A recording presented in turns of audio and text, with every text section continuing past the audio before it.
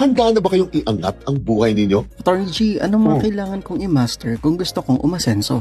Kailangan niyo pong i-master ang 4 na bagay na ito. Una, master the courage to start. Nakakalungkot, ngunit marami po sa atin ang hindi kayang magsimulang makipagsapalaran sa simula pa lang dahil sa takot po natin pumalpak, bumagsak, at mapahiya sa kapwa. Kaya ang karaniwang ginagawa po natin ay nag-o-overthink na lang po tayo upang ma-justify o mapangatawanan natin ang ating desisyon na wag na lang simulan ito. Kaya i-develop niyo po kaagad ang lakas ng loob ninyo habang bata pa kayo. Pangalawa, master the fear and shame of failure and rejection. Nakakalungkot, ngunit marami po sa atin ang matapang lang at magaling sa simula. Ngunit kaunting pagsubok lang ay susuko na kagad sila dahil po sa takot mapahiya. Kaya ang karaniwang nangyayari po ay hindi na tayo naghahanap ng ibang solusyon sa problema o nag-a-approach ng mga ibang kliyente nila dahil ayaw na po natin pumalpak o mabasted ng iba. Kaya i-develop na po kaagad ninyo ang inyong kapal ng mukha habang kayo po ay bata pa. Pangatlo,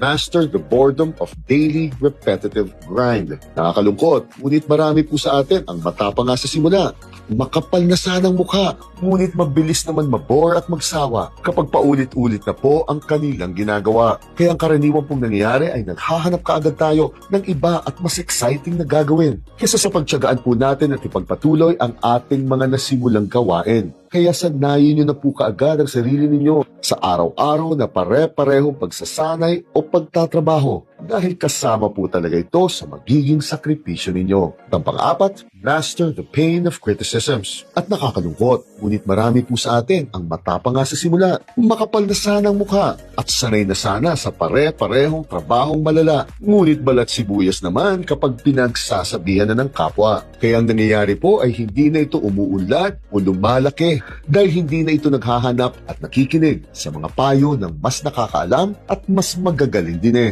Kaya matuto na po kayong tanggalin ang pagiging balat sibuyas ninyo kung gusto po ninyo ang tuloy-tuloy na pagbabago at pag-aasenso. Subukan niyo pong i-master ang 4 na ito at panoorin niyo po ang dahan-dahang pagbabago ng buhay ninyo.